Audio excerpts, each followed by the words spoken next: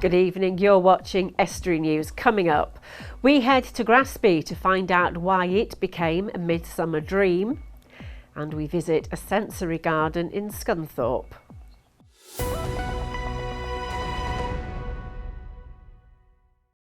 Welcome to Estuary News, I'm Emma Lingard. Now it's over to Erica Barker for the news headlines.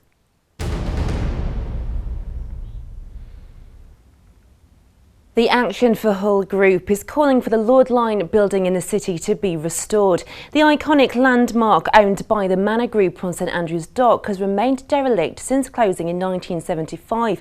Student accommodation was proposed earlier in the year, but plans have not been given the go-ahead as yet. Jean Jensen stood beside fellow member Anita Benham, says it's time something was done. We don't care what it's used for, as long as it's sympathetic to the community within which it stands. But the potential of it for the future, for future generations to come and learn about the history of Hull and actually see in some sort of concrete way what it was like in the past and how much the fishing industry actually put Hull on the map. Two men have been rescued from the River Hull in the early hours of this morning. It's thought the men, believed to be in their 20s, had been drinking alcohol and got into difficulty after jumping into the river to swim. The men were treated at the scene for hypothermia by the ambulance crew. 1 in 5 patients have gone to Hull's emergency department because they cannot get an appointment with their GP. That's according to Health Watch East Riding. Around 1,500 people from 21 surgeries took part in the survey. A homeless charity in Hull that provides a lifeline for people facing hardship is undergoing a £3 million expansion.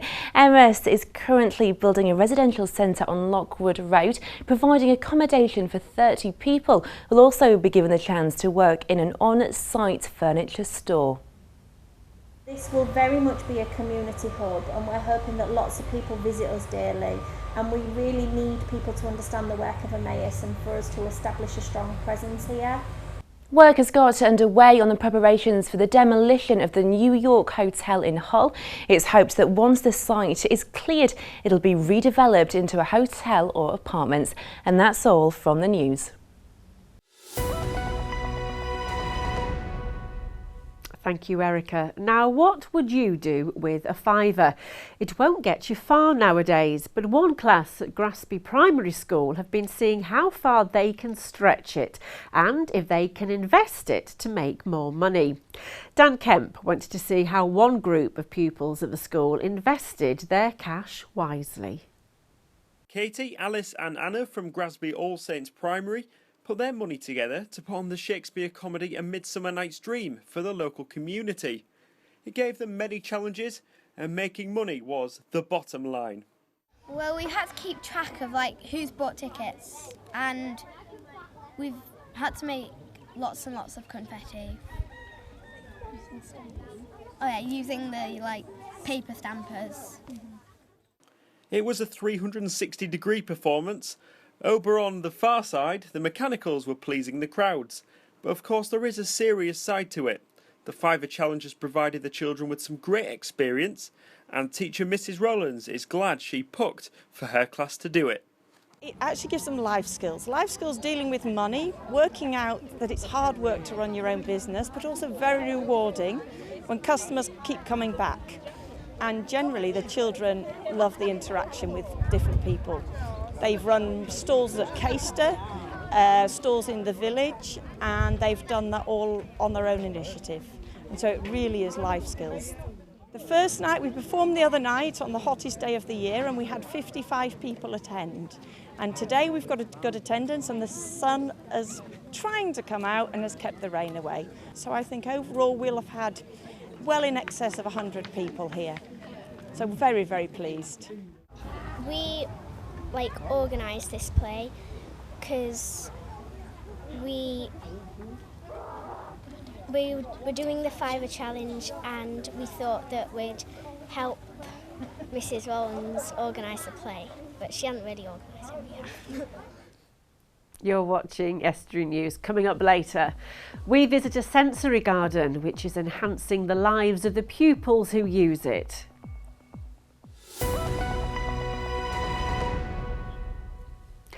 Would you paint your front door bright green? A Lincolnshire preschool have set up a petition to save their lime green doors after the local council received an objection almost 2 years since they were originally painted. 350 people have already signed the petition, and Dan Kemp went along to see what all the fuss is about.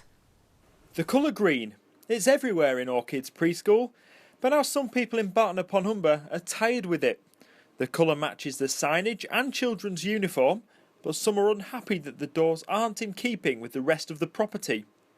If the thoughts had come through earlier on, I would have changed them, but because they've been here 20 months now and the doors were the first thing that we actually painted, because they are our corporate colours, we decided that we was going to fight the cause on it. The children absolutely love it. All the children and the staff wear green. It's our identity really to the preschool, and we feel that it fits well in the environment with the nature of what the preschool's all about.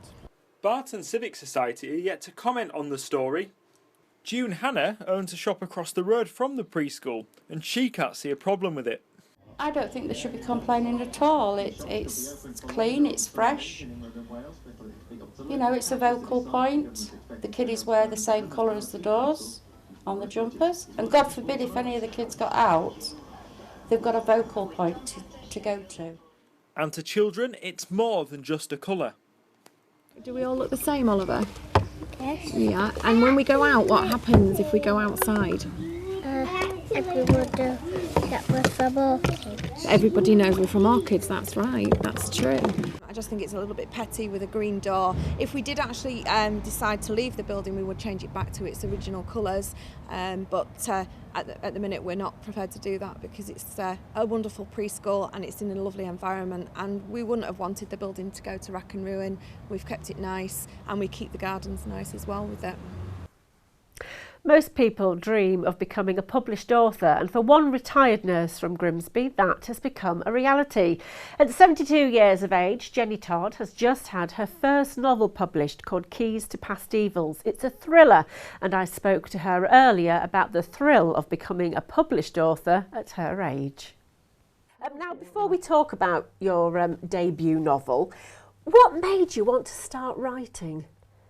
I've always loved writing, and I was a very lonely child, and I lived in Cleethorpes. Right. And so the main thing I did was read. Right. And so I've always read. And the library at Cleethorpes used to say, "Jenny, there's no books, no new books in, you've read them all." But it's great, isn't it, that you have that passion for reading? Because I think so many authors I talk to have a passion for reading in the first place, don't they? Yes. I mean, what sort of books what books now do you enjoy reading then? I enjoy reading most sort of books, but at the moment, since I've written my book, I've sort of liked reading books similar to my own. Right.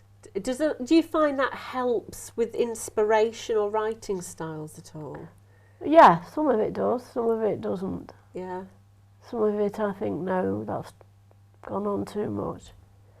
Some of them I think,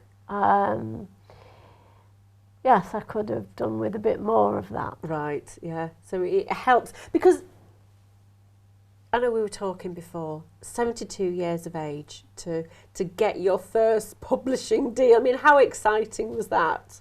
I couldn't believe that it would happen to me. It happens to proper people. I just am an ordinary person. I just think I was very, very lucky. Yeah. I mean, how many manuscripts, how many publishing houses did you send your manuscript to before somebody came back to you? I sent it to 5. Right. 4 of them didn't reply.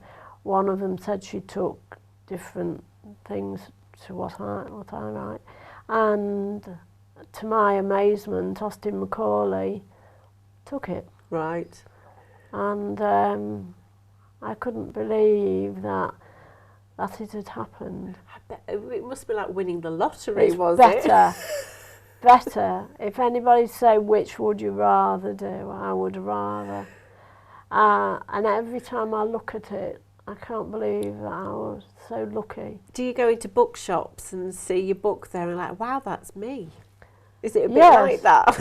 Yes, I sort of, and I mean, it's supposed to be in all bookshops, and I'm inclined to go in and say, have you got Keys to Past Evils by Jenny Todd? But I never dare. That's great. In case they say, what's your name? It's a bit like that old TV advert, isn't it? I mean, the book itself, you know, how easy was it to actually sit down and write a novel? Was it an easy process? Yeah. Okay. I think that it was so much pleasure, more pleasure than eating a box of chocolate. It was. It's magnificent, and the people are mine, and I know they're real people, and I know what they look like, what they dress like, what they would say. Yeah. Some of it at the beginning of the book's in dialect, and I know what sort of dialect did. And all of the people are real That's it, they're real. I mean, Yes. speaking to some authors, they say that those characters talk to them.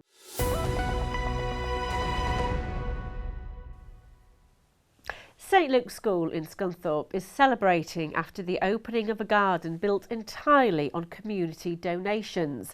The £24,000 garden will provide new experiences for the pupils, as Dave Nunn went to find out.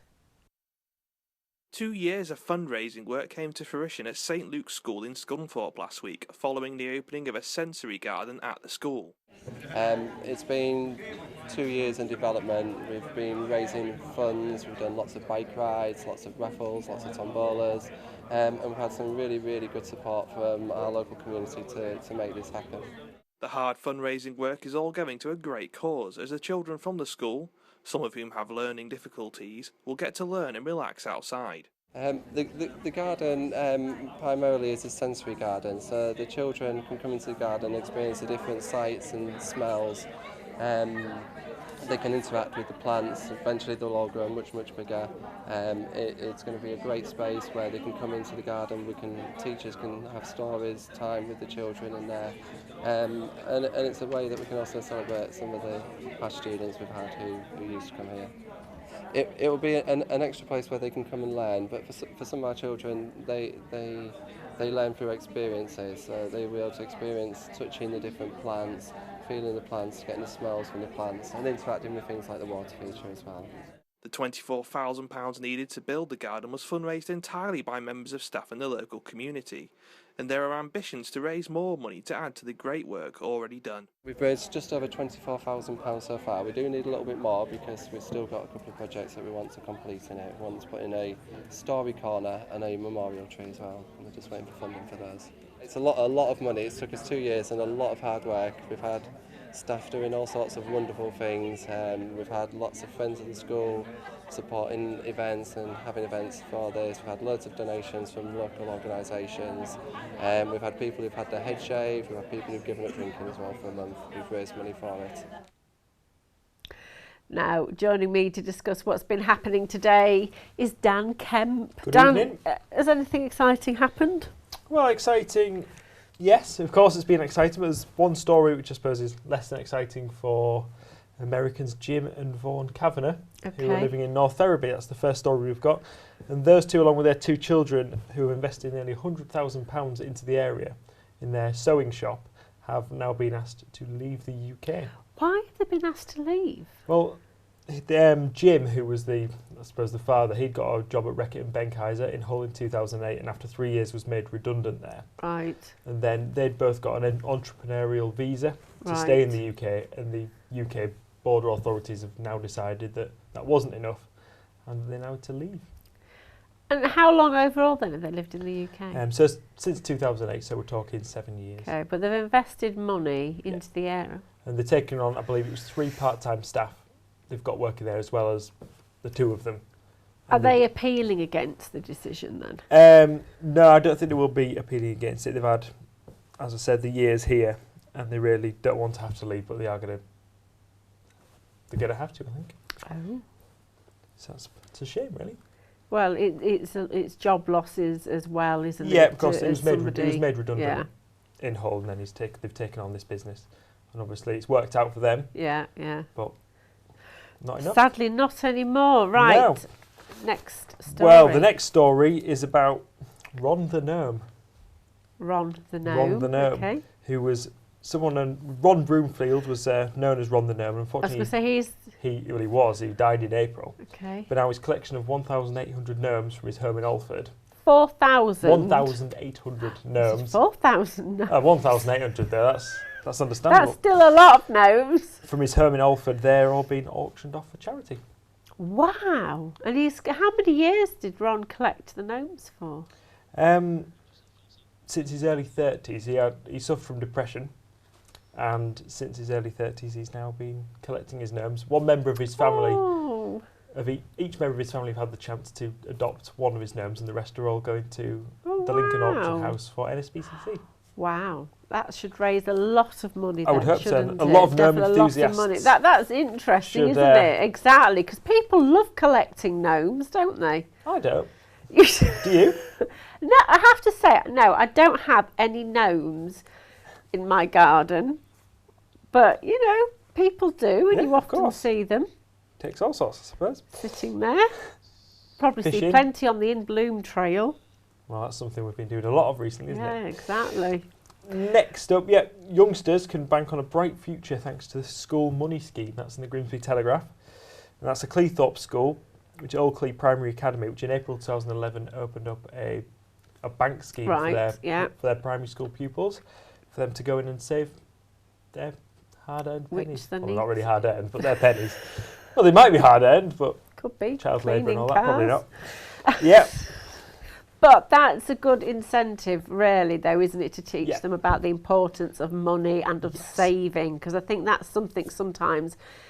I was going to say you haven't got children yet, but I know my own son gets money and it's just gone in a second. Yeah, exactly. He doesn't think about saving. Well, the update on the story is now that the younger children as well will be able to save the money as well. So everyone at Clee Primary School will be able to. That's good. Save what money they want. That's really good. I think that's a really good story. I think. Next up, Hull Pirates ice hockey team, which have taken over from the now defunct Hull Stingrays. Okay, right. This was in the news last week, wasn't it? Yeah. It's news that their new player coach Dominic Osman, who used to play for the Hull Stingrays, he's admitted that the starting an ice hockey team from scratch is one of the hardest things he's ever had to do, and that's in the sport and away from the sport as well. So it shows what kind of a challenge it is to start up a completely new team. Well, and it's fair play to them that they've managed to put it all together in such a short space of time to, I suppose, save Hull's hockey scene. But that's a good thing, isn't it? It's fantastic. I know there was when it was in the news about the Stingrays going, and but within seconds this seemed to have materialised. Well, there are hundreds and hundreds of people that went down and watched the Hull Stingrays, and I think finding out they're defunct, that's it. I've never watched ice hockey. But they've finally found some hockey to watch. That's good. Is it really big sport in Hull? I mean, I know you've got your rugby. In Hull, obviously, you've got your 2 rugby league teams and Hull City, so it's probably your 4th club in Hull. Yeah. But it's the only other professional club in Hull. But this is it. I mean, ice hockey is a big passion. Yeah. Unfortunately, I don't think it's maybe pushed as hard as it could be in Hull. But I've been quite a few times, and I would say I would recommend it. I think it's a good watch. Says Dan Kemp. Yeah, there you go, endorsement. Got time for one quick last one. One quick story. Yes, this is another sports story which will please you, and this is at Cleethorpes Cricket Club on Friday. It's better than horses. This is the Lashings. Yeah, the Lashings 11 are visiting Cleethorpes Cricket Club on Friday at 3 o'clock for a 2020 game, and there's a lot of big names that will be playing for the Lashings team, including. And I'm sure you will be there. I won't be there. I think Dave Nunn will be there, unfortunately. But I would like to be there. All right, but some big names in that game. Brilliant. Right, we'll leave it there for then. Thank you ever so much for that, Dan. Right, talking of sport is now over to Erica Barker with the sport news. It's been reported that Hull City plan to open negotiations with winger Ahmed El Mohammadeh next week about signing a long-term deal extending a contract that is now in its final year. It's also emerged that 30-year-old midfielder Wilson Palacios is training with the club. The Honduran midfielder played under Steve Bruce at both Birmingham City and Wigan Athletic. The Leicester City manager's position, left vacant by the sacking of ex-Hull City boss Nigel Pearce, has been filled. Italian coach Claudio Ranieri has taken the reins at the King Power Stadium on a 3-year contract. Grimsby Town head to North Ferriby United tonight for their latest pre-season friendly. The Mariners will once again be without new signing Omar Bogle, who picked up a knock against Derby County at the weekend.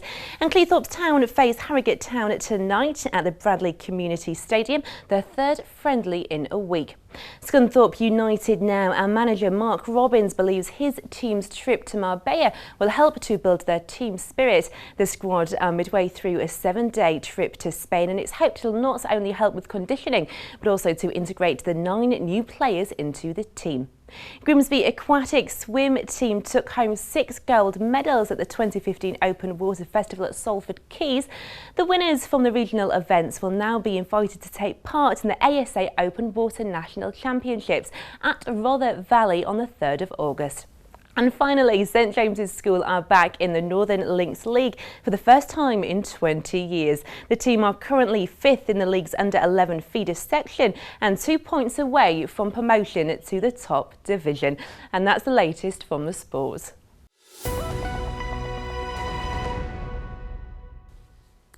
Right, before we go tonight, Dan, who are some of these cricket players? Will I know any of them? I think you'll know a few of them. You know Alex Tudor, who used to play for England. I recognise that name. Yeah, he made 10 Test appearances for England.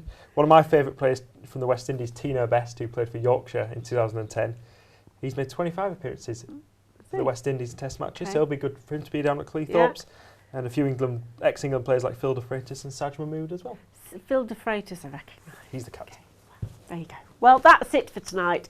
If you've a news story for us, then visit our Facebook or Twitter pages, email news@estuary.tv or phone 01472 315 553. Until tomorrow, good night.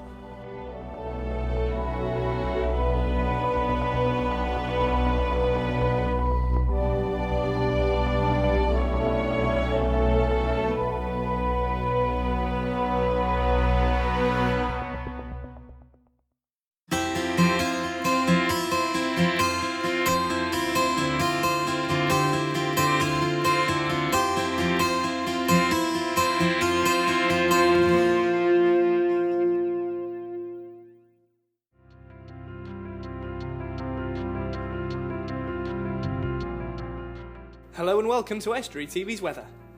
Wednesday will be dry throughout, with light winds and some warm sunny spells, highs of 21 degrees Celsius. Mostly fine Thursday with warm sunny spells but breezier later on.